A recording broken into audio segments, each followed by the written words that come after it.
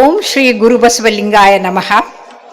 ಪ್ರಾತಸ್ಮರಣೀಯರಾದಂಥ ಮಹಾಮಹಿಮ ಶ್ರೀ ಗವಿಸಿದ್ದೇಶ್ವರ ಮಹಾಸ್ವಾಮಿಗಳನ್ನು ಮತ್ತು ಶ್ರೀಮಠದ ಪರಂಪರೆಯ ಎಲ್ಲ ಮಹಾಸ್ವಾಮೀಜಿಗಳನ್ನು ಅತ್ಯಂತ ಗೌರವಪೂರ್ವಕವಾಗಿ ವಂದಿಸುತ್ತಾ, ನಮಿಸುತ್ತಾ, ಸ್ಮರಿಸುತ್ತಾ, ಅವರೆಲ್ಲರ ಪವಿತ್ರ ಚರಣಾರವಿಂದಕ್ಕೆ ನಮಸ್ಕರಿಸುತ್ತಾ, ದಿವ್ಯ ಸಾನ್ನಿಧ್ಯವನ್ನು ವಹಿಸಿದಂಥ ಪರಮ ಪೂಜ್ಯರಾದಂಥ ಅಭಿನವ ಗವಿ ಸಿದ್ದೇಶ್ವರ ಸ್ವಾಮೀಜಿ ಮತ್ತು ಶ್ರೀ ಕುಮಾರ ವಿರೂಪಾಕ್ಷ ಮಹಾಸ್ವಾಮೀಜಿ ಉಪ್ಪಿನ ಬೆಟಗೇರಿ ಮತ್ತು ಶ್ರೀ ದತ್ತಾವಧೂತ ಗುರುಗಳು ಮತ್ತು ಶ್ರೀ ಕ್ಷೇತ್ರ ಹೆಬ್ಬಳ್ಳಿ ಮತ್ತು ಶ್ರೀ ಸಿದ್ದೇಶ್ವರ ಮಹಾಸ್ವಾಮೀಜಿಗಳು, ಶ್ರೀ ಜಗದ್ಗುರು ಕೊಟ್ಟೂರು ಮಹಾಸ್ವಾಮೀಜಿ ಅವರಿಗೆ ಅತ್ಯಂತ ವಿನಯಪೂರ್ವಕವಾಗಿ ಶಿರಸಾಷ್ಟಾಂಗ ನಮಸ್ಕಾರಗಳನ್ನು ಅರ್ಪಿಸುತ್ತಾ, ಸ್ವಸ್ತಿ ಶ್ರೀ ವಿದ್ಯಾಭ್ಯುದಯ ಶ್ರೀ ನೃಪ ಶಾಲಿವಾಹನ ಶಕ 1948 ಶ್ರೀ ವಿಕ್ರಮಾದಿತ್ಯ ಸಂವತ್ಸರ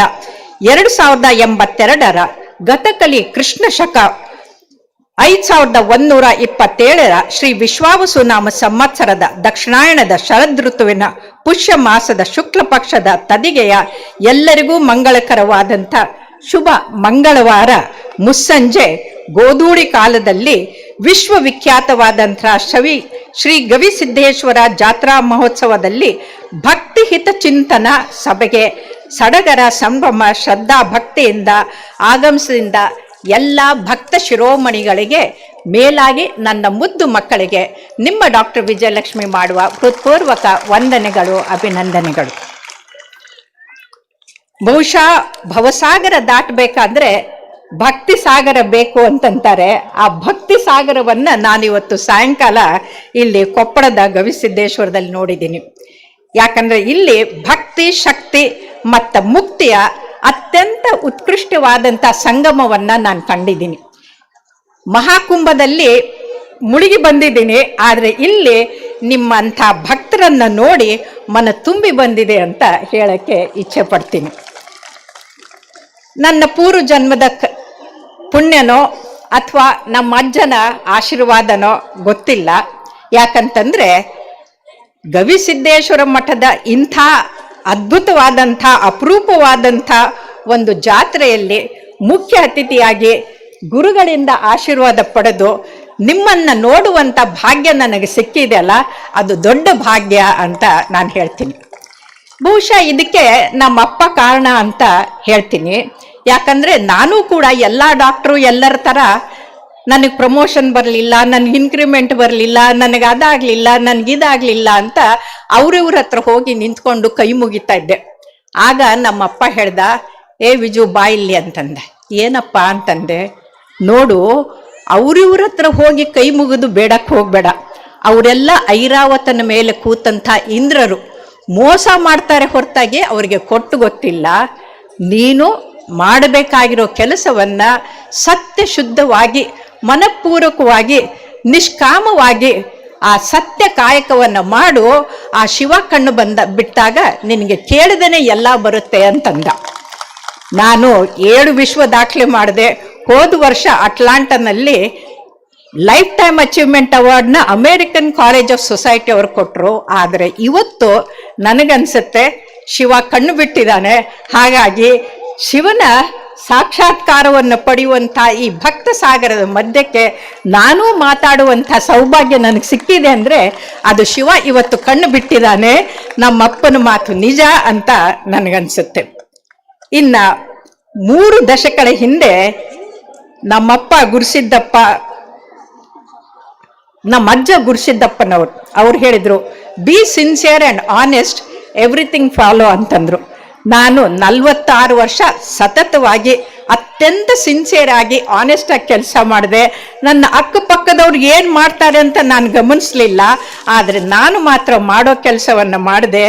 ನನ್ನ ಪೇಷಂಟ್ಗಳಿದ್ದಾರಲ್ಲ, ಎಷ್ಟರ ಮಟ್ಟಿಗೆ ಅಂತಂದರೆ ಶಸ್ತ್ರಚಿಕಿತ್ಸೆ ಇಲ್ದೇ, ಎದೆ ಗಾಯ ಇಲ್ದೇ, ತೂರು ನಳಿಕೆ ಮುಖಾಂತರ AST ಕ್ಲೋಸ್ ಮಾಡಿದ ಹುಡುಗಿ, ಅವಳು 96% ಇದು ಸ್ಕೋರ್ ಮಾಡಿ ಮೈಸೂರು ಮೆಡಿಕಲ್ ಕಾಲೇಜಲ್ಲಿ ಓದಿ ಈಗ ಪ್ರಾಕ್ಟೀಸ್ ಮಾಡ್ತಾ ಇದ್ದಾಳೆ. ಅವಳು ಬರೆದ್ರು, god has got devotees, great people have followers, I am following your foot steps ಅಂತ. ಹಾಗಾಗಿ ನಾವು ಮಾಡಿರುವ ಕೆಲಸ ಎಲ್ಲೂ ಹೋಗೋದಿಲ್ಲ. ಈಗ ಅಪ್ಪ ಅವರು ಭಕ್ತರ ಹಿತಕ್ಕಾಗಿ ಅಂತ ಈ ಚಿಂತನೆಯನ್ನು ಇಟ್ಟಿದ್ದಾರೆ. ಭಕ್ತರ ಹಿತ ಯಾವುದು ಅಂತಂದ್ರೆ ಆರೋಗ್ಯವನ್ನೋದು ಭಾಗ್ಯ ಅನ್ನೋದು ದೊಡ್ಡ ವಿಷಯ. ಅವರು ರೋಗಿ ವೈರಿ ಯಾರು ಅಂತ ಕೇಳಿದ್ರೆ ಮನುಷ್ಯರಿಗೆ ವೈರಿ ಯಾರು ಅಂದ್ರೆ ರೋಗ. ಹಾಗಾಗಿ ಇವತ್ತು ನಾನು ಖರ್ಚಿಲ್ದನೆ ಕಾಯಿಲೆ ಬಂದ್ಮೇಲೆ ಆಸ್ಪತ್ರೆಗೆ ಹೋಗಿ ಲಕ್ಷಾಂತರ ಖರ್ಚು ಮಾಡಿ ಯಪ್ಪ ಏನಾದ್ರೂ ಮಾಡ್ರಿ ಜೀವ ಉಳಿಸ್ರಿ ಅಂತ ಕೇಳಕ್ ಹೋಗದೆ, ನೀವು ಆರೋಗ್ಯವಂತರಾಗಿರ್ಬೇಕಂದ್ರೆ ಏನ್ ಮಾಡಬೇಕು ಅಂತ ನಾನು ಇವತ್ತು ನಿಮಗೆ ಹೇಳ್ಕೊಡಕ್ಕೋಸ್ಕರ ಅಂತ ಬಂದಿದ್ದೀನಿ. ಬಹುಶಃ ಖರ್ಚಿಲ್ದೇನೆ ಯಾರು ಆರೋಗ್ಯವಂತರಾಗ್ಬೇಕನ್ನೋರು ಒಂದು ಕೈ ಎತ್ತಿ ನೋಡೋಣ. ಕಿವಿಗೊಟ್ಟು ಕೇಳಿ ಅದನ್ನ ಪಾಲಿಸ್ತೀನಿ ಅನ್ನೋರು 2 ಕೈ ಎತ್ತಿ ನೋಡೋಣ. ಜೋರಾಗಿ ಗವಿಸಿದ್ದೇಶ್ವರ ಮಹಾರಾಜ್ ಕಿ. ಓಕೆ, ಹಾಗಾದ್ರೆ ನೀವು ಮನಸ್ಸು ಮಾಡಿದ್ದೀರಿ, ನಿಮ್ಮ ಮನಸ್ಸು ಫಲವತ್ತಾಗಿದೆ, ನಾನು ಬಿತ್ತೋ ಬೀಜ ಬೆಳೆಯುತ್ತೆ ಅನ್ನೋದು ನನಗೆ ಖಾತ್ರಿ ಆಯ್ತು. ಹಾಗಾಗಿ ಈಗ ಮುಂದುವರ್ಸೋಣ. ಏನು ಅಂದ್ರೆ, ಹಡಪದ ಅಪ್ಪಣ್ಣನವರ ಪುಣ್ಯ ಸ್ತ್ರೀ ಲಿಂಗಮ್ಮ ಹೇಳ್ತಾರೆ, ಆಸೆ ಅಳಿಸಿ ರೋಷವನ್ನಡಿಸಿ ಜಗದ ಪಾಶವ ಹರಿದು ಈಶ್ವರ ನೆನೆಸಿಕೊಂಡ ಶರಣರನ್ನು ಜಗದ ಜಂಗುಳಿ ಎಲ್ಲಿ ಬಲ್ಲರು ಅಂತ ಕೇಳ್ತಾರೆ. ಆದರೆ ಗವಿಸಿದ್ದೇಶ್ವರ ಅಜ್ಜನವರ ಇದು ಭಕ್ತ ಮಂಡಳಿ ಒಪ್ಕೊಂಡು ಅದನ್ನ ಇಲ್ಲಿಗೆ ಲಕ್ಷಾಂತರ ಜನ ಬರ್ತಾ ಇದ್ದಾರೆ ಅಂದ್ರೆ ಅದು ಸತ್ಯ. ಅವರು ನಿಜವಾಗ್ಲೂ ತಮ್ಮ ಈ ಇಚ್ಛೆಯನ್ನ ಆಸೆಯನ್ನ ಅಳಿಸಿ ಎಲ್ಲವನ್ನು ಗೆದ್ದವರು ಅಂತ ನಾವಿವತ್ತು ಹೇಳ್ಬಹುದು. ಇದಕ್ಕೆ ಉತ್ತಮವಾದ ಉದಾಹರಣೆ ಅಂತಂದ್ರೆ, ನಾವು ಆರೋಗ್ಯ ಅಂದ್ರೆ ಏನು ಅಂತ ಮೊದಲು ಅರ್ಥ ಮಾಡ್ಕೊಳ್ಬೇಕು. ಆರೋಗ್ಯ ಅಂತಂದ್ರೆ 6 ಯೋಗ್ಯವಾಗಿ ಇಟ್ಕೊಳ್ಳೋದು ಆರೋಗ್ಯ. ಈ 6 ಯಾವುದು 6? ಯಾವ 6 ಯೋಗ್ಯವಾಗಿ ಇಟ್ಕೊಳ್ಬೇಕು ಅಂದ್ರೆ ಕಾಮ, ಕ್ರೋಧ, ಲೋಭ, ಮೋಹ, ಮದ, ಮತ್ಸರ. ಈ 6 ಯೋಗ್ಯವಾಗಿ ಇಟ್ಕೊಂಡ್ರೆ ನಿಮಗೆ ಕಾಯಿಲೆ ಬರೋದಿಲ್ಲ. ನನಗೀಗ 75 ವರ್ಷ, ನನ್ನ BP 100/70, ಬ್ಲಡ್ ಶುಗರು 120, ಯಾವುದು ತೊಂದರೆ ಇಲ್ಲ. ಯಾಕೆ ಅಂತಂದ್ರೆ ಈ 6 ನಾನು ಯೋಗ್ಯವಾಗಿ ಇಟ್ಕೊಂಡಿದ್ದೀನಿ. ಉದಾಹರಣೆಗೆ ಅಂದ್ರೆ ಕಾಮ. ಈ ಕಾಮವನ್ನ ತಗೊಂಡ್ರೆ ಏನಾಗತ್ತೆ ಅಂತಂದ್ರೆ, ಇವತ್ತು ವೈಜ್ಞಾನಿಕವಾಗಿ ಗೊತ್ತಾಗಿದೆ, ಯಾರಿಗೆ ಕಾಮ ವಿಕಾರ ಆಗ್ತದಲ್ಲ ಅವ್ರಿಗೆ HIV, AIDS, sexually transmitted disease ಎಲ್ಲವೂ ಬರುತ್ತೆ. ಅದರ ಜೊತೆಗೆ ಕಾಮ ವಿಕಾರ ಆದ್ರೆ ಮಾಡಬಾರ್ದ ಎಲ್ಲಾ ಕೆಟ್ಟಗಳ ಕೆಲಸಗಳನ್ನ ಮಾಡ್ತಾರೆ. ನೀವು ನೋಡಿದಿರಲ್ಲ, ಕಾಮ ಕ್ರೋಧ ಎರಡೂ ಸೇರ್ಕೊಂತಂದ್ರೆ ಡೆಡ್ಲಿ ಕಾಂಬಿನೇಷನು. ಹೀರೋ ಆದವರು ಕೂಡ 0 ಆಗಿ ಜೈಲ್ ಸೇರ್ತಾರೆ. ಹಾಗಾಗಿ ನೀವು ಹಾಗೆ ಆಗಬಾರ್ದು ಅಂದ್ರೆ ಕಾಮ ಕ್ರೋಧಗಳನ್ನ ಗೆಲ್ಲಬೇಕು. ಇದಕ್ಕೆ ಬಸವಣ್ಣನವರು ಹೇಳ್ತಾರೆ, ಕಾಮವೇಕೋ ಲಿಂಗ ಪ್ರೇಮಿ ಎನಿಸುವಂಗೆ, ಕ್ರೋಧವೇಕೋ ಶರಣ ವೇದ್ಯವೆನಿಸುವಂಗೆ, ಲೋಭವೇಕೋ ಭಕ್ತಿ ಭಾವ ಬಯಸುವಂಗೆ, ಮೋಹವೇಕೋ ಪ್ರಸಾದ ವೇದ್ಯವೆನಿಸುವಂಗೆ, ಮದ ಮತ್ಸರ ಉಳ್ಳವಂಗೆ ಹೃದಯದ ಶುದ್ಧವೆಲ್ಲಿಯದೋ ಹದುಳಿಗರ ದಾರಿದರಪ್ಪ ಕೂಡಲ ಸಂಗಮ ದೇವ ಅಂತ. ಅಂದ್ರೆ ಹದುಳಿಗಾದರಲ್ಲಿಪ್ಪ ಅಂತಂದ್ರೆ ಯಾರಲ್ಲಿ ಸುಖ ಸಂತೋಷ ಶಾಂತಿ ಇರುತ್ತಲ್ಲ ಅವರು ಹದುಳಿಗ ಅಂತಂತಾರೆ. ಯಾವ ಕುಟುಂಬದಲ್ಲಿ ಸುಖ ಶಾಂತಿ ಸಮೃದ್ಧಿ ಇರುತ್ತೋ ಅಲ್ಲಿ ಆರೋಗ್ಯ ತಾನಾಗೇ ಇರುತ್ತೆ. ಹಾಗಾಗಿ ಇಲ್ಲಿ ನಾವು ಈ ಜಾತ್ರೆಗೆ ಬಂದಿದ್ದು ಯಾಕೆ ಅಂದ್ರೆ ಅತ್ಯಂತ ಸುಖ ಸಂತೋಷ ಶಾಂತಿಯಿಂದ ಮನಸ್ಸಿನ ಚಿಂತೆಯನ್ನ ಬಿಟ್ಟು ನಿಶ್ಚಿಂತೆಯಿಂದ ಉತ್ತಮರಾಗಬೇಕು ಅಂತ ಬಂದಿರೋದು. ಇನ್ನು ಕೋಪ ಅಂತಂದಾಗ ವೈಜ್ಞಾನಿಕವಾಗಿ ಗೊತ್ತಾಗಿದೆ, ಯಾರು ಕೋಪಿಷ್ಠರಾಗಿರ್ತಾರಲ್ಲ ಅವ್ರ ಮೆದುಳಿನಿಂದ ಫೈಟ್ ಆರ್ ಫ್ಲೈಟ್ ಹಾರ್ಮೋನ್ಸ್ ಉತ್ಪತ್ತಿ ಆಗುತ್ತೆ. ಅದು 400 ಟೈಮ್ಸ್. ಅಂದ್ರೆ ನೋಡಕ್ಕೆ ರುದ್ರಾವತಾರ ತಾಳಿ ಏನು ವೀರಭದ್ರನ್ ಹಹ ಅಂತಿರ್ತಾರೆ, ಮೈ ನಡುಗುತ್ತೆ, ಮುಖ ಕೆಂಪಗಾಗತ್ತೆ, ನೋಡಕ್ಕೆ ಏನಪ್ಪ ಇವನು ಭಯಂಕರ ಅಂತಾರೆ. ಆದ್ರೆ ಬ್ಲಡ್ ಪ್ರೆಷರ್ ಜಾಸ್ತಿ ಆಗುತ್ತೆ, ಮೆದುಳಿನಲ್ಲಿ ರಕ್ತಸ್ರಾವ ಆಗುತ್ತೆ, ಪ್ಯಾರಾಲಿಸಿಸ್ ಆಗುತ್ತೆ, ಕೈ ಕಾಲು ಇದು ಮಾಡ್ಕೊಂಡು ಬಾಯಿ ಸೊಟ್ಟ ಮಾಡ್ಕೊಂಡು ಬರ್ತಾರೆ. ಅವ್ರು ಬಂದಾಗ ಕೋಪ ಮಾಡ್ಕೊಳ್ತಿದ್ರ, ಹೆಂಡತಿಗೆ ಬೈತಾ ಇದ್ರ, ಹೆಂಡತಿಗೆ ಹೊಡಿತಾ ಇದ್ರ, ಹೆಂಡತಿಗೆ ಓದಿತಾ ಇದ್ರ, ಮಾಡಿದ್ದು ಉಣ್ಣೋ ಮಾರಾಯ. ಹಾಗಾಗಿ ಯಾರು ಹೆಂಡತಿಗೆ ಕೋಪ ಮಾಡ್ಕೊಂಡು ಹೊಡಿತಾರೋ ಬಡಿತಾರೋ ಕೋಪ ಮಾಡ್ಕೊಳ್ತಾರೋ ಅವ್ರಿಗೆ ಪ್ಯಾರಾಲಿಸಿಸ್ ಆಗತ್ತೆ ಅನ್ನೋದು ವೈಜ್ಞಾನಿಕವಾಗಿ ಗೊತ್ತಾಗಿದೆ. ಇವತ್ತು ಕೋಪ ಮಾಡೋದು ಬಿಡ್ತೀನಿ ಅನ್ನೋರು ಒಂದು ಕೈ ಎತ್ತಿ, ಗಂಡನ ಮೇಲೆ ಕೋಪ ಮಾಡ್ಕೊಳ್ಳಲ್ಲ ಅನ್ನೋರು ಹೆಂಡಂದ್ರೆ ಕೈ ಎತ್ತಿ ನೋಡೋಣ. ಯಾಕಂದ್ರೆ ಬರೀ ಗಂಡಸರು ಬಿಟ್ರಲ್ಲ, ಮನೇಲಿ ಹೆಣ್ಮಕ್ಳು ಕೋಪ ಮಾಡೋದನ್ನ ಬಿಡಬೇಕು ಅಂದ್ರೆ ಶಾಂತಿ ಬರುತ್ತೆ. ಅದು ಹೃದಯವಂತಿಕೆ. ನಾನು ಹೃದಯವಂತಿಕೆ ಅಂತ ಒಂದು ಪುಸ್ತಕವನ್ನ ಬರೆದೆ. ಅದಕ್ಕೆ ಅಪ್ಪವರು ಆಶೀರ್ವಾದ ವಚನ ಬರೆದ್ರು. ಯಾಕೆ ಅಂದ್ರೆ ಹೃದಯ ಅತ್ಯಂತ ಏನಂತೀರ, ಅನ್ಯೋನ್ಯತೆಗೆ ಹೆಸರಾದಂಥದ್ದು ಹೃದಯ. ಇಡೀ ಜಗತ್ತಿನಲ್ಲಿ ವಿಶಿಷ್ಟವಾದಂಥದ್ದು, ಆ ಪರಮಾತ್ಮನ ಅಂಶವಾದಂಥ ಜೀವಾತ್ಮ ಇರೋದೇ ನಮ್ಮ ಹೃದಯ ಕಮಲದಲ್ಲಿ. ಅದು ನಿಂತು ಹೋಯ್ತು ಹೃದಯ ಮಿಡಿತಂದ್ರೆ ನಾವು ಸತ್ತು ಹೋಗ್ತೀವಿ. ಆದರೆ ಇವತ್ತು ಹೃದಯವಂತಿಕೆನೇ ಹೊರಟೋಗ್ತಾ ಇದೆ. ಎಲ್ಲಿ ಹೃದಯವಂತಿಕೆ ಇರೋದಿಲ್ವೋ ಅವರು ಬದುಕಿದ್ರು ಸತ್ತಾಗೆ. ಹಾಗಾಗಿ ಇಲ್ಲಿ ಅತ್ಯಂತ ಹೃದಯವಂತಿಕೆ ಇರುವಂಥ ಹೃದಯಶೀಲರಾದಂಥ ಗುರುಗಳಿದ್ದಾರೆ. ಅವ್ರಿಗೆ ನಾವು ಜೋರಾಗಿ ಚಪ್ಪಾಳೆಯನ್ನ ತಟ್ಟೋಣ. ಯಾಕೆ ಚಪ್ಪಾಳೆ ತಟ್ಟಬೇಕು ಅಂತಂದ್ರೆ ಕೈಯಲ್ಲಿ 39 ಅಕ್ಯುಪ್ರೆಷರ್ ಪಾಯಿಂಟ್ಗಳಿದೆ. ನೀವು ಎಷ್ಟು ಜೋರಾಗಿ ಚಪ್ಪಾಳೆ ತಟ್ತೀರೋ ಅಷ್ಟು ನಿಮ್ಮ ಆ ಶರೀರದಲ್ಲಿರುವಂಥ 60 ಟ್ರಿಲಿಯನ್ ಜೀವಕಣಗಳಿಗೆ ಪ್ರಾಣವಾಯು ಪೋಷಣೆ ಮುಟ್ಟುತ್ತೆ. ಅದಲ್ಲದೆ ನಮ್ಮ ಹೃದಯ ಮಿಡಿತ ಚೆನ್ನಾಗಾಗತ್ತೆ. ನೋಡಿ, ಚಪ್ಪಾಳೆ ತಟ್ಟುವಾಗ ಮುಖ ಅರಳುತ್ತೆ, ಫೀಲ್ ಗುಡ್ ಹಾರ್ಮೋನ್ಸ್ ಉತ್ಪತ್ತಿ ಆಗುತ್ತೆ. ಅದಕ್ಕೆ ನಾವು ಎಂಡಾರ್ಫಿನ್ಸು, ನ್ಯೂರೋಪೆಪ್ಟೈಡ್ ಅಂತೀವಿ. ಅದು ಬಂದಾಗ ಹೃದಯದ ಮಿಡಿತ ಬಹಳ ಚೆನ್ನಾಗಾಗುತ್ತೆ. ಪ್ರತಿ ಸಲ ಹೃದಯ ಮಿಡಿದಾಗ ಹೊರಹೊಮ್ಮುವ ರಕ್ತ ಇದೆಯಲ್ಲ, ಅದು 60,000 ಮೈಲಿ ರಕ್ತನಾಳಗಳಲ್ಲಿ ಹರಿಯುತ್ತೆ.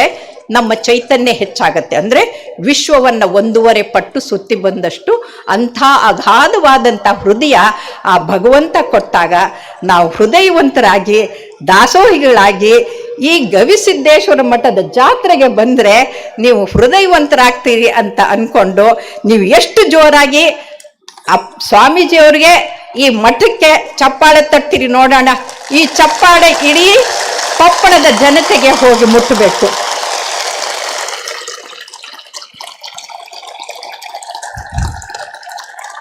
ಅಂದ್ರೆ ಗವಿ ಮಠದ ಭಕ್ತರು ಅತ್ಯಂತ ಆರೋಗ್ಯವಂತರು ಅಂತ ನನಗಿವತ್ತು ಖಾತ್ರಿಯಾಗಿ ಹೋಗ್ಬಿಟ್ಟಿದೆ. ಇನ್ನ ಕಾಮ ಕ್ರೋಧ ಆದ್ಮೇಲೆ ಲೋಭ. ಲೋಭ ಅಂತಂದ್ರೆ ಇವತ್ತು ಹಣಕ್ಕಾಗಿ ಹೆಣ ಬೀಳಿಸುವಂತ ಜನರು ಹೆಚ್ಚಾಗಿ ಹೋಗ್ಬಿಟ್ಟಿದ್ದಾರೆ. ಅದಕ್ಕೇನಾಗ್ತಾ ಇದೆ ಅಂದ್ರೆ ಹೆಸರಿಗೆ ಉದ್ಯೋಗ ಅಂತ ಹೇಳ್ತಾರೆ, ಅದರಿಂದ ಬರುವಂತ ಕೆಟ್ಟ ಮಾಲಿನ್ಯ ಎಲ್ಲವನ್ನ ಹಾಳು ಮಾಡ್ತಾ ಇದೆ. ನೀರು ಮಾಲಿನ್ಯ ಆಗತ್ತೆ, ಭೂಮಿ ಮಾಲಿನ್ಯ ಆಗತ್ತೆ, ಸುತ್ತಮುತ್ತ ಹಳ್ಳಿಯಲ್ಲಿ ಬೆಳೆಸುವಂತ ಹೊಲ ಗದ್ದೆಗಳಲ್ಲಿ ಎಲ್ಲಾ ಬೆಳೆನೂ ನಾಶ ಆಗಿ ಹೋಗ್ಬಿಡುತ್ತೆ. ಇಂಥ ಲೋಭಿಗಳು ಹೋಗ್ಬೇಕು ಅಂತಂದ್ರೆ ಸರ್ಕಾರಕ್ಕೆ ಕಿವಿ ಹಿಂಡಿ ಸರಿ ಮಾಡುವಂಥದ್ದು ಯಾರು ಅಂತಂದ್ರೆ ಗವಿಮಠದ ಈ ಭಕ್ತ ಮಂಡಿಗಳು ಮನಸ್ಸು ಮಾಡಿ ಈ ಸ್ವಾರ್ಥಿಗಳನ್ನ ದೂರ ಇಟ್ಟು ನಮ್ಮ ಸುತ್ತಲ ಮುತ್ತಲಿನ ನೀರು, ಭೂಮಿ, ಆಕಾಶ, ಬೆಳಕು ಎಲ್ಲವನ್ನ ಉತ್ತಮಗೊಳಿಸ್ಬೇಕು. ನೋಡಿ, ಆಕಾಶದಲ್ಲಿ ಆಗ್ಲೇ ನೋಡಿದೆ, ಒಂದೇ ಒಂದು ನಕ್ಷತ್ರ ಕಾಣ್ತಾ ಇಲ್ಲ. ಆದ್ರೆ ನಾನು ಕೈಲಾಸ ಪರ್ವತ ಮಾನಸ ಸರೋವರಕ್ಕೆ ಹೋದಾಗ ಲಕ್ಷಾಂತರ ಇದು ಕಾಣ್ತಾ ಇತ್ತು. ಯಾಕೆ ಕಾಣ್ತಾ ಇಲ್ಲ ಅಂದ್ರೆ ವಾಯು ಮಾಲಿನ್ಯ, ಅಟ್ಮಾಸ್ಫಿಯರ್ನಲ್ಲಿರುವಂಥ ಮಾಲಿನ್ಯದಿಂದ ನಮಗೆ ನಕ್ಷತ್ರಗಳೇ ಕಾಣದಂಥ ಒಂದು ವ್ಯವಸ್ಥೆ ಇವತ್ತಾಗಿರೋದು. ಅದು ದುರಂತ. ಹಾಗಾಗಿ ಕೊಪ್ಪಳದ ಸುತ್ತಮುತ್ತಲು ನಿರ್ಮಲವಾಗಿ ಇರಬೇಕು ಅಂತಂದ್ರೆ ಶುಚಿತ್ವವೇ ದೈವತ್ವ ಅಂತ ನಾವು ಶುಚಿಯ ಕಡೆಗೆ ಗಮನವನ್ನ ಕೊಡಬೇಕಾಗತ್ತೆ. ಈ ಗಮನ ಕೊಡಬೇಕು ಅಂತಂದಾಗ ನಾವು ಆಸೆಯಿಂದ ದೂರ ಇರಬೇಕು. ಇದಕ್ಕೆ ಆಸೆಗೆ ಹೇಳ್ತಾರೆ, ಆಸೆ ಎಂಬುದು ಅರಸಂಗಲ್ಲದೆ ಶಿವ ಭಕ್ತರಿಗೆ ಉಂಟೆ ಅಯ್ಯ, ಕೋಪವೆಂಬುದು ಯಮದೂತರಿಗಲ್ಲದೆ ಅಜಾತರಿಗೆ ಉಂಟೆ ಅಯ್ಯ, ಈ ಸಕ್ಕಿ ಆಸೆ ನಿಮಗೇಷ್ಟೇ ಈಶ್ವರನೊಪ್ಪ ಅಂತ ಆಯ್ದಕ್ಕಿ ಲಕ್ಕಮ್ಮ ತನ್ನ ಗಂಡನಿಗೆ ಹೇಳ್ತಾಳೆ. ಹಾಗಾಗಿ ಇವತ್ತು ಹೆಣ್ಮಕ್ಳು ಗಂಡರಿಗೆ ಹೇಳಬೇಕು. ಆದ್ರೆ ದುರಂತ ಅಂದ್ರೆ ಇವತ್ತು ಹೆಣ್ಮಕ್ಳೇ ದಾರಿ ತಪ್ತಾ ಇರೋದ್ರಿಂದ ಗಂಡನಿಗೆ ಬುದ್ಧಿ ಹೇಳ್ಕೊಡೋರೆ ಇಲ್ದಂಗಾಗಿದ್ದಾರೆ. ಹಾಗಾಗಿ ನಾವು ಈ ಆಸೆಯಿಂದ ದೂರ ಇರಬೇಕು ಅಂದ್ರೆ ಸಿದ್ದೇಶ್ವರ ಅಪ್ಪ ಅವ್ರು ಹೇಳಿದಂಥ ಒಂದು ಕಥೆಯನ್ನ ಹೇಳ್ತೀನಿ. ಒಬ್ಬ ಯುವಕ ಹೊರಟಿದ್ನಂತೆ, ಗಿಡ ನೋಡ್ದ, ಅದು ಆಲ್ಫಾನ್ಸೋ ಮಾವಿನಕಾಯಿ ಮರ ನೋಡ್ಬಿಟ್ಟು ಆಸೆ ಆಯ್ತು. ಮರ ತುಂಬ ಗಿಡ ಹಣ್ಣು ಕಾಯಿ ಬಿಟ್ಟಿತ್ತು. ಕಲ್ಲು ತಗೊಂಡು ಎಸೆದ, 1-2 ಹಣ್ಣು ಬಿತ್ತು. 2 ಹಣ್ಣಲ್ಲಿ ಎಲ್ಲಿ ಸಾಕಾಗತ್ತೆ, ಬಾಯಿ ನೀರು ಊರ್ತಾ ಇತ್ತು. ಇನ್ನೂ ಸ್ವಲ್ಪ ತಿನ್ನೋಣ ಅಂತ ಮತ್ತೆ ಮೇಲೆ ಹತ್ತಿದ. ಮೇಲೆ ಹತ್ತಿಬಿಟ್ಟು ಆದಷ್ಟು ಕಿತ್ತು ಕೆಳಗಡೆ ಹಾಕ್ತಾ ಇದ್ದ. ಇನ್ನೇನು ಕೆಳಗಡೆ ಇಳಿದು ಬಂದು ತಿನ್ನಬೇಕು, ಬಾಯಿಗೆ ಹಾಕಬೇಕು ಅನ್ನೋಷ್ಟೊತ್ತಿಗೆ ಆ ಮರದ ಮಾಲೀಕ ಬಂದ. ಬೆತ್ತ ತಗೊಂಡು ಬೆನ್ನಿಗೆ ಚೆನ್ನಾಗಿ ಬಾರಿಸ್ದ. ಬೆನ್ನಿಗೆ ಬಾರಿಸಿದಾಗ ಬಾಸುಂಡೆ ಬೆನ್ನಿಗೆ ಬಂತು, ನೋವಿಗೆ ಕಣ್ಣೀರು ಬಂತು. ಆವಾಗ ಈ ಕಥೆಯಿಂದ ಏನು ತಿಳ್ಕೊಳ್ಬೇಕು ಅಂದರೆ, ಕಣ್ಣು ನೋಡಿದ್ದು ಕಣ್ಣಿನ ತಪ್ಪ ಅಲ್ಲ, ಕಾಲಿಂದ ಮರ ಹತ್ತಿದ್ದು ಕಾಲಿನ ತಪ್ಪ ಅಲ್ಲ, ಕೈಯಿಂದ ಹಣ್ಣು ಕಿತ್ತಿದ್ದು ಕೈದು ತಪ್ಪ ಅಲ್ಲ. ಏನು ಅಂದರೆ ಆಸೆಯಿಂದ ಇನ್ನೊಬ್ಬರ ಆಸ್ತಿಗೆ ಕೈ ಹಾಕಿದನಲ್ಲ ಅದು ತಪ್ಪು. ಅದು ಮನದ ಮುಂದಣ ಆಸೆ ಅಂತಂತೀವಿ. ಇವತ್ತು ಮನದ ಮುಂದಣ ಆಸೆಯಿಂದ ಜನರಿದ್ದವರು ತಪ್ಪು ದಾರಿಗೆ ಹೋಗ್ತಾ ಇದ್ದಾರೆ. ಹಾಗಾಗಿ ನಮ್ಮ ಮನಸ್ಸು ಸ್ವಚ್ಛವಾಗಿರ್ಬೇಕಂದ್ರೆ ಪ್ರತಿನಿತ್ಯ ನೀವು ಮನೆಯಲ್ಲಿ ಹೆಂಗೆ ಬಾಂಡೆ ತೊಳಿತೀರಲ್ಲ ಹಾಗೆ ನಮ್ಮ ಮನಸ್ಸನ್ನು ತೊಳಿಬೇಕು. ಮಲ್ಕೊಳ್ಳೋ ಮೊದಲು ತಲೆಯಲ್ಲಿ ಯಾವ ಕೆಟ್ಟ ವಿಚಾರಗಳು ಇರಬಾರ್ದು. ಓಂ ನಮ ಶಿವಾಯ ಅಂತಂದು ಭಗವಂತನಿಗೆ ನಮಸ್ಕಾರ ಮಾಡಿ ಮಲಗಿದ್ರೆ ಬೆಳಿಗ್ಗೆ ಎದ್ದಾಗ ಹೊಸ ಹೊಸ ವಿಚಾರಗಳು ಬರುತ್ತೆ. ನಾನು ಬ್ರಾಹ್ಮಿ ಮುಹೂರ್ತದಲ್ಲಿದ್ದಾಗ ಏನು ಮಾತಾಡಬೇಕು, ಏನು ಬರಿಬೇಕು, ಏನು ಲೆಕ್ಚರ್ ಕೊಡಬೇಕು, ಜಗತ್ತಿನಾದ್ಯಂತ ಎಲ್ಲ ಕಡೆಗೆ ಹೋದ್ರು ಕೂಡ ನಾನು ವಿಚಾರ ಮಾಡೋದು ಬೆಳಿಗ್ಗೆ. ಅಜ್ಜವ್ರು ಹೇಳ್ದಂಗೆ ಬೆಳಿಗ್ಗೆ ಎದ್ದಾಗ ಮನಸ್ಸು ಪರಿಪಕ್ವವಾಗಿ ಉತ್ತಮವಾದಂಥ ವಿಚಾರ ಬರುತ್ತೆ. ಆ ಉತ್ತಮವಾದಂಥ ವಿಚಾರ ಕೊಟ್ಟಿದ್ದು ಯಾರು ಅಂದರೆ ನಮ್ಮ ಅಕ್ಕ ಮಹಾದೇವಿ. ಅವ್ರು ಹೇಳ್ತಾರೆ, ನಡೆ ಶುಚಿ, ನುಡಿ ಶುಚಿ, ತನು ಶುಚಿ, ಮನಶುಚಿ, ಭಾವಶುಚಿ ಇಂತಿ ಪಂಚ ತೀರ್ಥಂಗಳನ್ನ ಒಳಗೊಂಡು ಮರ್ತದೊಳಗೆ ನಿಂದ ನಿಮ್ಮ ಶರಣರನ್ನ ತೋರಿಸಿ ಅಂತ. ಹಾಗಾಗಿ ನಮ್ಮ ನಡೆ ನುಡಿ ಎಲ್ಲವೂ ಕೂಡ ಶುಚಿಯಾಗಿ ಇರಬೇಕು ಅಂತಂದ್ರೆ ನಾವು ಯಾವಾಗಲೂ ಕೂಡ ಅತ್ಯಂತ ಉತ್ತಮವಾದಂಥ ವಿಚಾರಗಳನ್ನು, ಸದ್ವಿಚಾರಗಳನ್ನು, ಸದ್ಭಕ್ತಿಯನ್ನು, ಸದ್ಭಾವನೆಗಳನ್ನು ನಮ್ಮ ತಲೆಯಲ್ಲಿ ತುಂಬಿಕೊಂಡಿರಬೇಕು. ಆಗ ಮಾತ್ರ ನಾವು ಉತ್ತಮ ವ್ಯಕ್ತಿಗಳಲ್ಲ, ಶಕ್ತಿಗಳಾಗ್ತೀವಿ. ಇನ್ನು ಕಾಮ, ಕ್ರೋಧ, ಲೋಭ ಆದಮೇಲೆ ಮೋಹ. ಮೋಹ ಅಂತಂದರೆ ಒಂದು ಸಲ ಅಕ್ಷರಧಾಮದಲ್ಲಿ ವಿಶ್ವದಲ್ಲಿ ಅತ್ಯಂತ ಉತ್ತಮ ಕೆಲಸ ಮಾಡಿದಂಥ 5 ಕಾರ್ಡಿಯಾಲಜಿಸ್ಟ್ಗೆ ಪಾರಿತೋಷಕ ಕೊಡ್ತಾ ಇದ್ರು. ಅಲ್ಲಿ ಸ್ವಾಮಿಗಳು 4 ಜನರಿಗೆ ಕೊಟ್ಟರು. ನನ್ನ ಹೆಸರು ಬರ್ತಾ ಇದ್ದಂಗೆ ಮಂಗ ಮಾಯ ಹೋಗ್ಬಿಟ್ರು. ಅಕ್ಷರಧಾಮದ ಸ್ವಾಮಿಗಳು, ಲೆಫ್ಟಿನೆಂಟ್ ಗವರ್ನರ್ ಆಫ್ ಡೆಲ್ಲಿ ಮತ್ತೆ ಅಲ್ಲಿ ಪ್ರೆಸಿಡೆಂಟು ಅವ್ರು ಮಾತ್ರ ನನಗೆ ಗೋಲ್ಡ್ ಮೆಡಲ್ ಹಾಕಿ ನನಗೆ ಮರ್ಯಾದೆ ಮಾಡಿದ್ರು. ನಾನು ಕೇಳಿದೆ, ಯಾಕೆ ನನಗೆ ಯಾಕೆ ಕೊಡಲಿಲ್ಲ, ಅವ್ರಿಗೆಲ್ಲ ಕೊಟ್ರಲ್ಲ ಅಂತ. ಅವರು ಹೆಣ್ಣನ್ನು ನೋಡೋದಿಲ್ಲ ಅಂತಂದು. 4 ಮೊಮ್ಮಕ್ಕಳ ಅಜ್ಜಿ ನಾನು, 60 ವರ್ಷದ ಮುದುಕಿನ ನೋಡೋದಿಲ್ಲ ಅಂತಂದ್ರೆ ಇನ್ನು ಇವ್ರು ಯಾರನ್ನ ನೋಡ್ತಾರೆ ಅಂತ ವಿಚಾರ ಮಾಡಿ ಅವ್ರಿಗೆ ನಾನು ಅಲ್ಲಮ ಪ್ರಭುಗಳು ಒಂದು ವಚನವನ್ನ ಇಂಗ್ಲಿಷ್ಗೆ ಟ್ರಾನ್ಸ್ಲೇಟ್ ಮಾಡಿ ಕೊಟ್ಟು ಕಳಿಸ್ದೆ. ಹೆಣ್ಣು ಮಾಯೆ ಎಂಬರು ಹೆಣ್ಣು ಮಾಯೆ ಅಲ್ಲ, ಮಣ್ಣು ಮಾಯೆ ಎಂಬರು ಮಣ್ಣು ಮಾಯೆ ಅಲ್ಲ, ಹೊನ್ನು ಮಾಯೆ ಎಂಬರು ಹೊನ್ನು ಮಾಯೆ ಅಲ್ಲ, ಹೆಣ್ಣು ಹೊಣ್ಣು ಮಣ್ಣು ಮಾಯೆ ಅಲ್ಲ, ಮನದ ಮುಂದಣ ಆಸೆಯೇ ಮಾಯೆ ಕಾಣ ಗುಹೇಶ್ವರ ಅಂತ. ಇವತ್ತು ಆಸೆಯಿಂದ ದುರಾಸೆಯಿಂದ ಜನರು ಕೆಡ್ತಾ ಇದ್ದಾರೆ. ಹಾಗಾಗಿ there is enough for everybody's need but not enough for 1 person's greed. ಆ ಗ್ರೀಡಿ ಜನರು ಜಗತ್ತನ್ನು ಹಾಳು ಮಾಡ್ತಾ ಇದ್ದಾರೆ. ಇಂಥ ಸಮಯದಲ್ಲಿ ನಾವು ಈ ಮಾಯೆಯನ್ನು ಬಿಟ್ಟು ಹೋಗಬೇಕು ಅಂತಂದರೆ ನಾವು ಅಲ್ಲಮ ಪ್ರಭುಗಳು ಹೇಳಿದ ಹಾಗೆ ಈ ಭೂಮಿ ನಿನ್ನದಲ್ಲ, ಹೇಮ ನಿನ್ನದಲ್ಲ, ಕಾಮನಿ ನಿನ್ನವಳಲ್ಲ, ಅದು ಜಗಕ್ಕೆ ಇಕ್ಕಿದ ವಿಧಿ ಅನ್ನೋದನ್ನ ತಿಳ್ಕೊಂಡಾಗ, ಆ ಜ್ಞಾನ ರತ್ನ ನಮ್ಮಲ್ಲಿ ಮೂಡಿದಾಗ ನಾವು ಆಸೆಗೆ ತುತ್ತಾಗಿ ದುರಾಸೆಯಿಂದ ದುಃಖದ ಕಡೆಗೆ ಹೋಗಿ ಕಾಯಿಲೆಗಳನ್ನು ತಗೊಂಡು ಬರೋದಿಲ್ಲ ಅಂತ ನಾವು ಹೇಳ್ಬೋದು. ಹಾಗಾಗಿ ಇವತ್ತು ಇನ್ನೊಂದು ಮೋಹ ಅಂತಂದ್ರೆ ದಿಢೀರಂತ ನೋಡಿರ್ಬೋದು, ಹಾಸನ ಸುತ್ತಮುತ್ತಲು ಎಲ್ಲ 20-25 ಜನ ಇದ್ದಕ್ಕಿದ್ದಂಗೆ ಯುವಕರು ಸಾಯ್ತಾ ಇದ್ರು. ಗಂಟೆಗಟ್ಟಲೆ ನನಗೆ ಡಿಸ್ಕಷನ್ಗೆ ಟಿವಿನವ್ರು ಕರೀತಾ ಇದ್ರು. ಎಲ್ಲರೂ ಸತ್ತಿದ್ದು ಡ್ರಗ್ಸ್ ಅಬ್ಯೂಸಿಂದ. ಇವತ್ತು ಯುವಕರಲ್ಲಿ ಡ್ರಗ್ಸ್ ತಗೊಳ್ಳೋದು ಎಷ್ಟರ ಮಟ್ಟಿಗೆ ಆಗಿದೆ ಅಂದರೆ, ಬೆಂಗಳೂರಲ್ಲಿ ಕಾಲೇಜ್ಗಳಲ್ಲಿ 28% ಜನ ಸರಾಯಿ ಕುಡಿತಾ ಇದ್ದಾರೆ, ಇನ್ನು 10% ಜನ ಡ್ರಗ್ಸ್ ಯೂಸ್ ಮಾಡ್ತಾ ಇದ್ದಾರೆ. ಮೆಡಿಕಲ್ ಕಾಲೇಜನ್ನು ಬಿಟ್ಟಿಲ್ಲ. ಹಾಗಾಗಿ ಇವತ್ತು ಯುವಕರು ದಿಢೀರಂತ ಸಾಯಬಾರ್ದು. ಹೃದಯಾಘಾತದಿಂದ ಅಂದರೆ ದುಶ್ಚಟದಿಂದ ದೂರ ಇರಬೇಕು. ಎಷ್ಟೋ ಸ್ವಾಮೀಜಿಗಳು ಮಾಡಿದ್ದಾರೆ, ಇಲ್ಲೂ ಅಷ್ಟೇ. ಯಾರ್ಯಾರು ನಿಮಗೆ ಯಾವ್ಯಾವ ದುಶ್ಚಟಗಳಿದೆಯಲ್ಲ ಅದನ್ನೆಲ್ಲ ಕೂಡ ಇಲ್ಲೇ ಮಠದಲ್ಲಿ ಬಿಟ್ಟು ಹೋಗುವಾಗ ಜೋಬನ್ನು ಖಾಲಿ ಮಾಡ್ಕೊಂಡು ಹೋಗಿ ಅದ್ರೊಳಗಡೆಗೆ ನಿಮ್ಮ ಮನಸ್ಸಿನಲ್ಲಿ ಭಕ್ತಿಯನ್ನು ತುಂಬಿಕೊಂಡು ಹೋಗಿ ಅಂತ ನಾನು ಹೇಳ್ತೀನಿ. ಇದನ್ನ ನೀವು ಪಾಲಿಸಿದರೆ ನಿಮ್ಮ ಆರೋಗ್ಯ ಚೆನ್ನಾಗಿರುತ್ತೆ. ಆದರೆ ನಂತರನೇ ಒಬ್ಬರು ಸ್ವಾಮಿಗಳು ಭಾಷಣ ಉಪನ್ಯಾಸ ಮಾಡಿ ಹೇಳಿದ್ರು, ನೋಡ್ರವ್ವ ಚಿಂತೆ ಮಾಡಬೇಡ್ರಿ, ನಿಮ್ಮ ಚಿಂತೆ ತಲೆಬಿಸಿ ತಲೆನೋವನ್ನ ಎಲ್ಲ ಮಠದಲ್ಲೇ ಬಿಟ್ಟು ಆರಾಮಾಗಿ ನಿಶ್ಚಿಂತೆಯಾಗಿ ಹೋಗ್ರಿ ಅಂತ ಅಂದರು. ಅದಕ್ಕೆ ಒಬ್ರು ಇಂಥವ್ರು ತಮ್ಮ ಅತ್ತೆನ ಮಠಕ್ಕೆ ಬಿಟ್ಟು ಮನೆಗೆ ಹೊರಟರು. ಸ್ವಾಮಿಗಳು ಕರೆದ್ರು, ಯವ್ವ ತಂಗಿ ಬಾವ ಅಂತಂದು. ಯಾಕ್ರಿ ಅಂತಂದ್ರು. ಯಾಕವ್ವ ಅತ್ತಿನ ಯಾಕೆ ಬಿಟ್ಟು ಹೊಂಟಿದಿ ಅಂತ. ಮತ್ತು ನೀವೇ ಹೇಳಿದ್ರಲ್ರಿ ನಿಮ್ಮ ಚಿಂತೆನ ನಿಮ್ಮ ತಲೆನೋವನ್ನು ಬಿಟ್ಟು ಹೋಗಂತ. ನನ್ನ ತಲೆನೋವಿಗೆ ನಮ್ಮ ಅತ್ತೆನೇ ಕಾರಣ, ಅದಕ್ಕೆ ಅವ್ರನ್ನ ಬಿಟ್ಟು ಹೊಂಟಿದ್ದೀನಿ ಅಂತಂದ್ರು. ಅದು ಅಲ್ಲ. ನಾನು ಒಂದು ಸಲ ದೂರದರ್ಶನದಲ್ಲಿ ಮಾತಾಡುವಾಗ ಹೇಳಿದೆ, ತಂದೆ ತಾಯಿ ಕಣ್ಣಿಗೆ ಕಾಣುವ ದೇವರು, ತಂದೆ ತಾಯಿ ಕಣ್ಣಿಗೆ ಕಾಣುವ ದೇವರು. ಅವರು ಬರೀ ನಿಮ್ಮ ತಂದೆ ತಾಯಿ ಅಷ್ಟಲ್ಲ, ನಿಮ್ಮ ಗಂಡನ ತಂದೆ ತಾಯಿಗೂ ಕೂಡ ನಿಮಗೆ ದೇವರಾಗಿ ಕಾಣಬೇಕು ಅಂತ. ಅದು ಮುಗಿಸ್ ಬಂದಾಗ ಗೀತಾ ಅನ್ನೋರು ಮುಂಬೈನಿಂದ ಫೋನ್ ಬಿಕ್ಕಿ ಬಿಕ್ಕಿ ಅಳ್ತಾ ಇದ್ರು. ಯಾಕೆ ಅಂತ ಕೇಳಿದರೆ, ನಮ್ಮ ಅತ್ತೆಗೆ ಭಾಳ ತೊಂದರೆ ಕೊಡ್ತಾ ಇದ್ದೆ, ನಿಮ್ಮ ಮಾತು ಕೇಳಿದ ಮೇಲೆ ನನ್ನ ಮನಸ್ಸು ಪರಿವರ್ತನೆ ಆಗಿದೆ ಅಂತ. ಹಾಗಾಗಿ ಆ ಮನಸ್ಸು ಪರಿವರ್ತನೆ ಆಗೋದು ಭಾಳ ಮುಖ್ಯ. ಈಗ ಗುಟ್ಕಾ ಅಂತಂದೆ, ಇದೇ ಥರ ಟಿ ವಿನಲ್ಲಿ ಒಂದು ಕಾರ್ಯಕ್ರಮ ಆಗಿದ್ದು ನಾನು ಮರ್ತು ಬಿಟ್ಟಿದ್ದೀನಿ.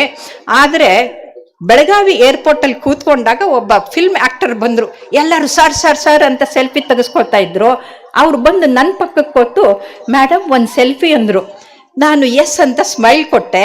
ಆಮೇಲೆ ಹೇಳಿದರು, ನಿಮ್ಮ ಟಿ ವಿ ಪ್ರೋಗ್ರಾಮ್ ನೋಡಿ ನಾನು ಕುಡಿಯೋದು ಸೇದೋದು ಮತ್ತು ತಿನ್ನೋದನ್ನು ಬಿಟ್ಟೆ, ನನಗೆ ಪ್ರೆಸಿಡೆಂಟು ಸಪೋರ್ಟಿವ್ ಆ್ಯಕ್ಟ್ರದ್ದು ಗೋಲ್ಡ್ ಮೆಡಲ್ ಬಂತು.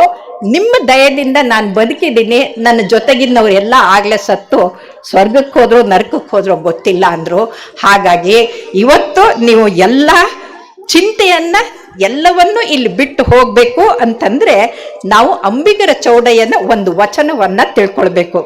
ಅಂಬಿಗರ ಚೌಡಯ್ಯ ಹೇಳ್ತಾನೆ, ಬಡತನಕ್ಕೆ ಉಂಬುವ ಚಿಂತೆ, ಉಣಲಾದರೆ ಉಡುವ ಚಿಂತೆ, ಉಡಲಾದರೆ ಇಡುವ ಚಿಂತೆ, ಇಡಲಾದರೆ ಹೆಂಡಿರ ಚಿಂತೆ, ಹೆಂಡಿರಾದರೆ ಮಕ್ಕಳ ಚಿಂತೆ, ಮಕ್ಕಳಾದರೆ ಬದುಕುವ ಚಿಂತೆ, ಬದುಕಾದರೆ ಕೇಡಿನ ಚಿಂತೆ, ಕೇಡಾಗದರೆ ಮರಣದ ಚಿಂತೆ. ಇಂತಿ ಹಲವು ಚಿಂತೆಯಲ್ಲಿಪ್ಪವರನ್ನು ಕಂಡೆನು, ಶಿವನ ಚಿಂತೆಯಲ್ಲಿಪ್ಪವರನ್ನು ಒಬ್ಬರನ್ನು ಕಂಡೆನೆಂದಾತ ಅಂಬಿಗರ ಚೌಡಯ್ಯ.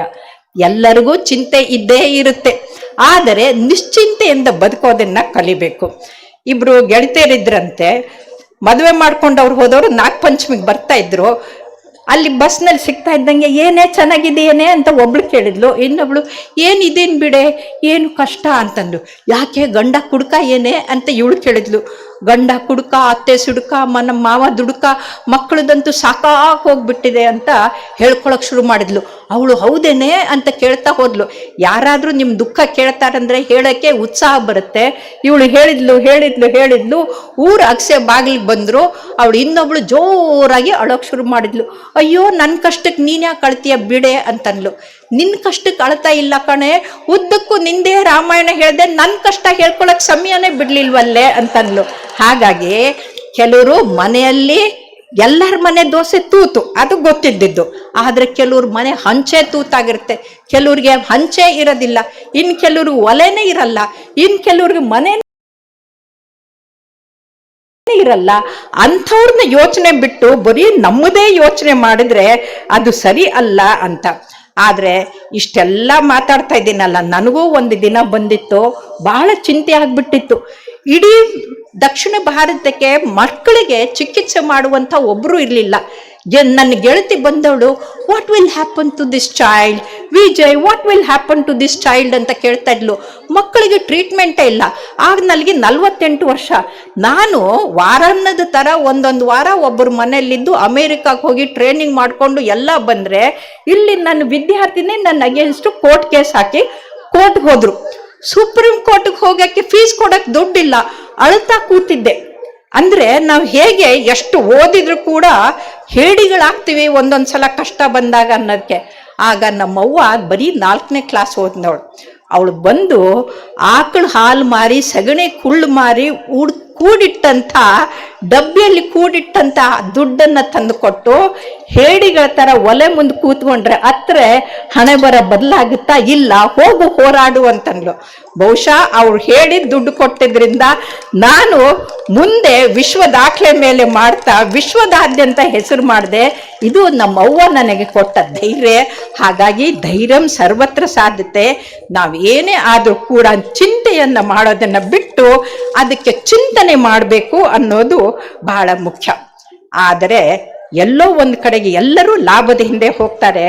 ಇದಕ್ಕೆ ನಮ್ಮ ಬಸವಣ್ಣನವರ ವೈಚಾರಿಕ ಪತ್ನಿ ಹೇಳ್ತಾರೆ, ಆಗಿಂಗೆ ಮುಯ್ಯಾನದಿರು ಚೇಗಿಂಗೆ ಬೆಂಬೀಳದಿರು, ಆಹಾ ಮನವೇ ಸಂತೈಸಿಕೋ, ಆಹಾ ಮನವೇ ಸಂತೈಸಿಕೋ, ನಿನ್ನ ನೀನೆ ನಿನ್ನ ನೀನೆ ಆಗೆಂದಡೆ, ನಿನ್ನ ವಶವಲ್ಲ ಹೋಗೆಂದಡೆ, ನಿನ್ನಿಚ್ಛೆಯಲ್ಲ ಭೋಗಾದೆ ಭೋಗಗಳೆಲ್ಲವೂ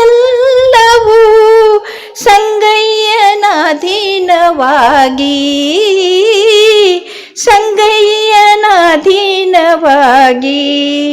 ಅಂದ್ರೆ ನಾವೆಲ್ಲರೂ ನಮ್ಮ ಕಷ್ಟ ಅಂತ ಇನ್ನೊಬ್ಬರ ಮನೆಗೆ ಹೋಗಿ ಹೇಳಿದ್ರೆ ಅದು ಉಪ್ಪು ಖಾರ ಹಾಕಿ ಮತ್ತೆ ನಿಮ್ಮ ಅತ್ತೆಗೆ ಬಂದ್ಮುಟ್ಟುತ್ತೆ.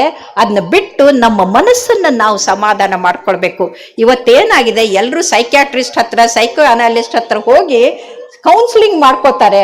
ಅದ್ರ ಬದಲು ಓಂ ನಮ ಶಿವಾಯ ಅಂತ ನೀವು ಎಲ್ಲವನ್ನು ಭಗವಂತನ ಮೇಲೆ ಬಿಟ್ಟು ನಾವು ಉತ್ತಮರಾಗಿ ಇದ್ರೆ ನಮಗೆ ಒಳ್ಳೇದಾಗತ್ತೆ.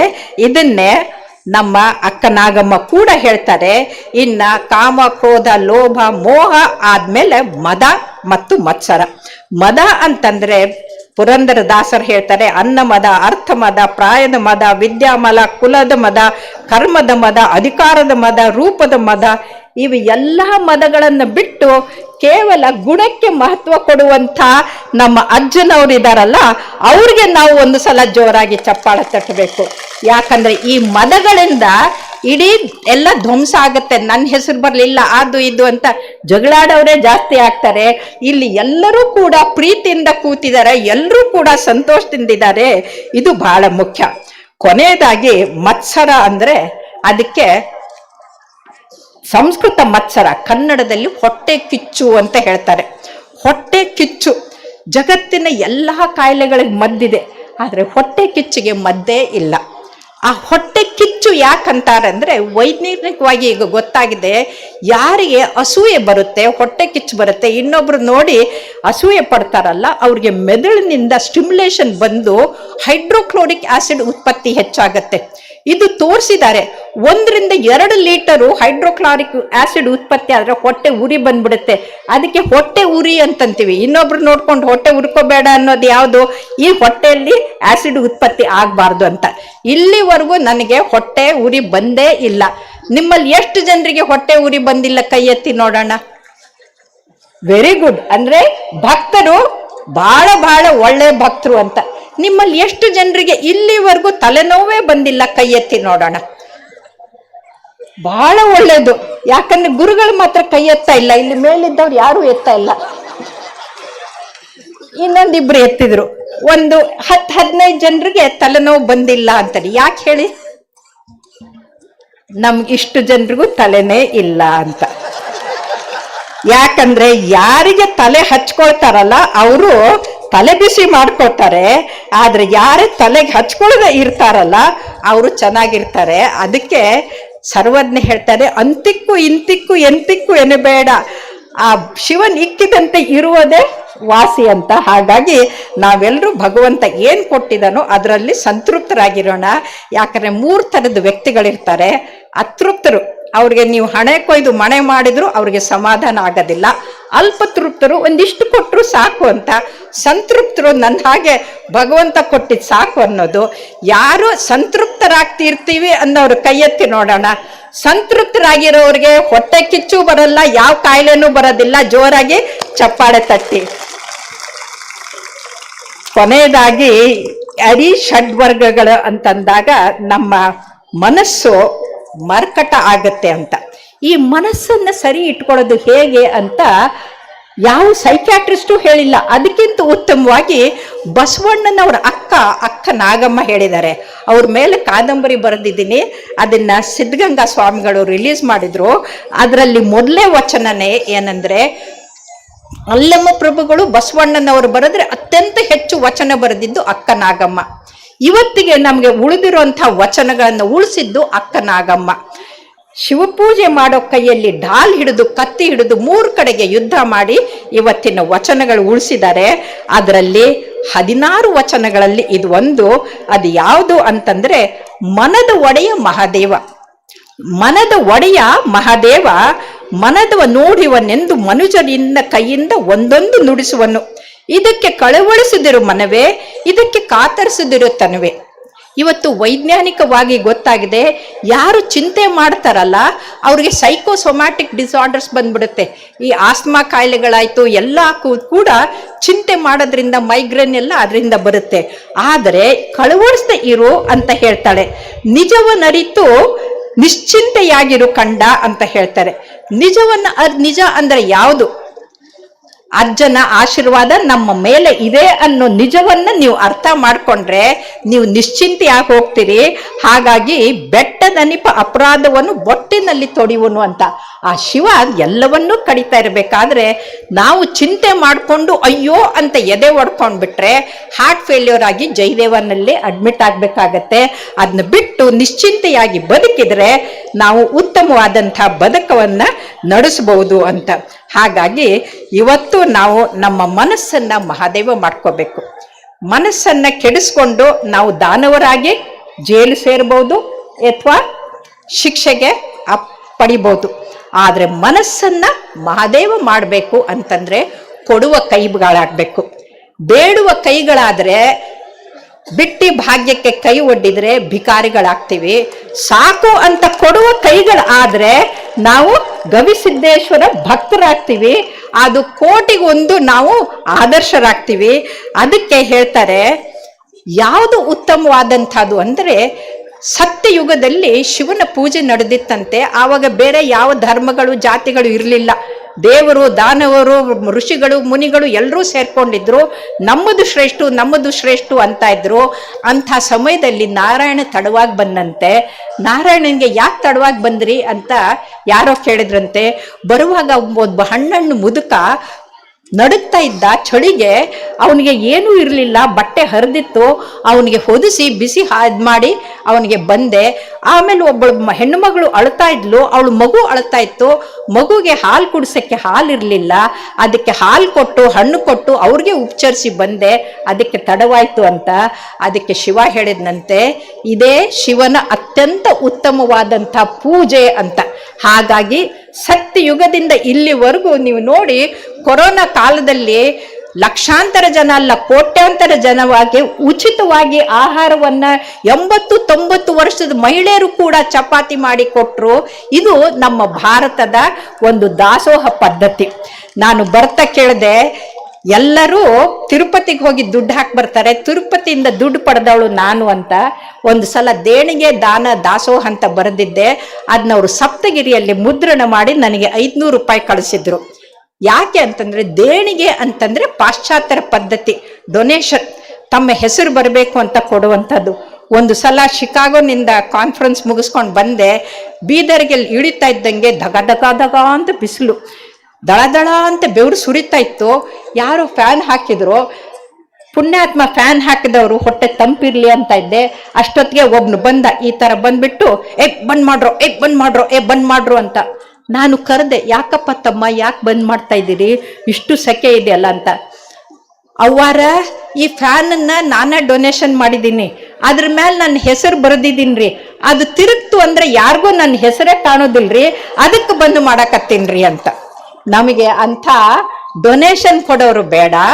ನಮಗೆ ಕೇಳಿದನೆ ಗವಿಸಿದ್ದೇಶ್ವರ ಜಾತ್ರೆಗೆ ತುಪ್ಪ, ಬೆಲ್ಲ, ಸಕ್ಕರೆಯಿಂದ ಹಿಡ್ಕೊಂಡು ಎಲ್ಲ ತಂದು ಕೊಡುವಂತ ನಿಮ್ಮಂಥ ದಾನಿಗಳಿದಾರಲ್ಲ, ಇವರು ಬಹಳ ಮುಖ್ಯ ಅಂತ ಅನ್ಸುತ್ತೆ. ಹಾಗಾಗಿ ಕೊನೆಯದೊಂದು ಬಸವಣ್ಣನವರ ವಚನ ಸಿದ್ದೇಶ್ವರಪ್ಪ ಅವ್ರಿಗೆ ಬಹಳ ಇಷ್ಟ ಆಗ್ತಾ ಇತ್ತು. ಅವ್ರ ಮುಂದೆ ಹಾಡಿದ್ದೆ.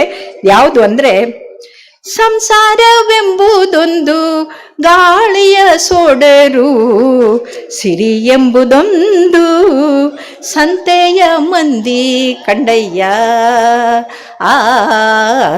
ಸಿರಿ ಎಂಬುದೊಂದು ಸಂತೆಯ ಮಂದಿ ಕಂಡಯ್ಯ. ಇದನ್ನೆಚ್ಚಿ ಕೆಡಬೇಡ, ಇದನ್ನೆಚ್ಚಿ ಕೆಡಬೇಡ, ಸಿರಿ ಎಂಬುದ ಮರೆತು ಪೂಜಿಸು ನಮ್ಮ ಕೂಡಲ ಸಂಗಮ ದೇವರ. ಆ ಸಂಸಾರವೆಂಬುದೊಂದು ಗಾಳಿಯ ಸೊಡರು, ಸಿರಿ ಎಂಬುದೊಂದು ಸಂತೆಯ ಮಂದಿ ಕಂಡಯ್ಯ. ಆ ಸಿರಿ ಎಂಬುದೊಂದು ಸಂತೆಯ ಮಂದಿ ಕಂಡಯ್ಯ. ನೋಡಿ, ಗವಿಸಿದ್ದೇಶ್ವರ ಜಾತ್ರೆ ಮಹತ್ವ ಎಷ್ಟು ಅಂತಂದರೆ, ಯಾವುದು ಫ್ಯಾನೇ ಬೇಕಾಗಿಲ್ಲ, ಇಷ್ಟು ತಂಪಾದ ಗಾಳಿ ಇದೆ, ಇಷ್ಟು ಚೆನ್ನಾಗಿರೋ ವಾತಾವರಣ ಇದೆ. ಇದರ ಮಧ್ಯಕ್ಕೆ ನಮ್ಮ ಬದುಕು ಹೇಗೆ ಅಂದರೆ, ಗಾಳಿಯಲ್ಲಿ ಹಾರಾಡುವ ದೀವಟಿಗೆ ಹಾಗೆ ಯಾವಾಗ ಆರುತ್ತೆ ಅಂತ ಗೊತ್ತಿಲ್ಲ. ಆ ಆರುವ ಮೊದಲು ನಾವು ಲಾಭ ನಷ್ಟವನ್ನು ಮರೆತು ಆ ಪರಮಾತ್ಮನನ್ನು ನೆನೆಸ್ಬೇಕು ಅಂತ ಯಾರು ಓಂ ನಮ ಶಿವಾಯ್ ಅಂತ ನೆನೆಸ್ತಾರಲ್ಲ, ಅವರ ಆರೋಗ್ಯ ಚೆನ್ನಾಗಿರುತ್ತೆ ಅಂತ ನಿಮ್ಯಾನ್ಸ್ನಲ್ಲಿ ಸ್ಟಡಿ ಮಾಡಿದ ಪ್ರಕಾರ ಗೊತ್ತಾಗಿದೆ. ನಮ್ಮ ಮನಸ್ಸು ಚೆನ್ನಾಗಾಗುತ್ತೆ, ನಮ್ಮ ಲಿಂಬಿಕ್ ಸಿಸ್ಟಮ್ಗೆ ಬ್ಲಡ್ ಸಪ್ಲೈ ಕಡಿಮೆ ಆಗಿ ನಮ್ಮಲ್ಲಿ ಪಶುಗಳ ಹಾಗೆ ಇರುವಂಥ ಎಲ್ಲ ನೆಗೆಟಿವಿಟಿ ಕಡಿಮೆ ಆಗಿ ನಾವು ಉತ್ತಮ ವ್ಯಕ್ತಿಗಳಾಗ್ತೀವಿ. ಹಾಗಾಗಿ ನಾವು ಉತ್ತಮ ವ್ಯಕ್ತಿಗಳು ಆಗಬೇಕು ಅಂತಂದರೆ ನಮ್ಮ ಸರ್ವಜ್ಞ ಹೇಳಿದಾಗೆ ಆ ದೇವ ಈ ದೇವ ಮಹಾದೇವ ನೆನಬೇಡ, ಆ ದೇವ ಈ ದೇವ ಮಹಾದೇವ ನೆನಬೇಡ, ಭುವನದ ಸಕಲ ಜೀವಾತ್ಮರಿಗೆ ಆದವನೇ ಮಹಾದೇವ ಸರ್ವಜ್ಞ ಅನ್ನೋ ಹಾಗೆ ಇಡೀ ಕೊಪ್ಪಳದಲ್ಲ, ಇಡೀ ಕರ್ನಾಟಕದ ಸಕಲ ಜೀವಾತ್ಮರಿಗೆ ಜೀವವಾಗಿರುವಂಥ ಅಭಿನವ ಸ್ವಾಮೀಜಿ ಅಜ್ಜವರು, ಅವರು ಮಾನವನಿಂದ ಮಹಾದೇವರಾಗಿದ್ದಾರೆ. ಹಾಗೆ ನಾವು ಕೂಡ ಸಮಾಜಕ್ಕೆ ಕೊಡುವಂಥವರಾಗಿ ನಾವು ಕೂಡ ಮಹಾದೇವನ ಕಡೆಗೆ ಹೋಗೋಣ ಅಂತ ಹೇಳ್ತಾ, ಆರಾಧ್ಯ ದೈವವಾದ ಗವಿಸಿದ್ದೇಶ್ವರ ಮಹಾಸ್ವಾಮಿಗಳಿಗೆ ಮತ್ತೊಮ್ಮೆ ಮಗದೊಮ್ಮೆ ವಂದಿಸುತ್ತಾ, ಅಜ್ಜನ ಆರೋಗ್ಯ ಆಯುಸ್ಸು ಚೆನ್ನಾಗಿರ್ಬೇಕು ಅಂತಂದ್ರೆ ನಾವು ಸಿದ್ಧಗಂಗಾ ಸ್ವಾಮಿಗಳ ಹಾಗೆ 9,000 ಮಕ್ಕಳಿಗೆ 85 ವರ್ಷದವರೆಗೂ ಅವರು ಅನ್ನ ಆಹಾರ ಅಕ್ಷರ ಕೊಟ್ಟರಲ್ಲ, ಹಾಗೆ ನಾವು ಕೂಡ ಅದು ಇಲ್ಲೂ ಕೂಡ ಮುಂದುವರಿಲಿ ಅಂತ ಹಾರೈಸ್ತಾ, ಆ ಭಗವಂತ ನಿಮ್ಮೆಲ್ಲರಿಗೂ ಆರೋಗ್ಯ ಆಯುಷ್ಸು ಸಂಪತ್ತು ಸಮೃದ್ಧಿ ನೆಮ್ಮದಿ ಯಶಸ್ಸು ತೇಜಸ್ಸು ವರ್ಚಸ್ಸನ್ನು ಕೊಟ್ಟು ಈ ಭಕ್ತಿ ಸಾಗರದಲ್ಲಿ ಈ ಭವದಿಂದ ಮುಕ್ತರಾಗಿರಿ ಅಂತ ಹಾರೈಸ್ತೀನಿ. ನನ್ನ ಮಾತನ್ನು ಮುಗಿಸ್ತೀನಿ. ಶರಣಾರ್ಥಿಗಳು.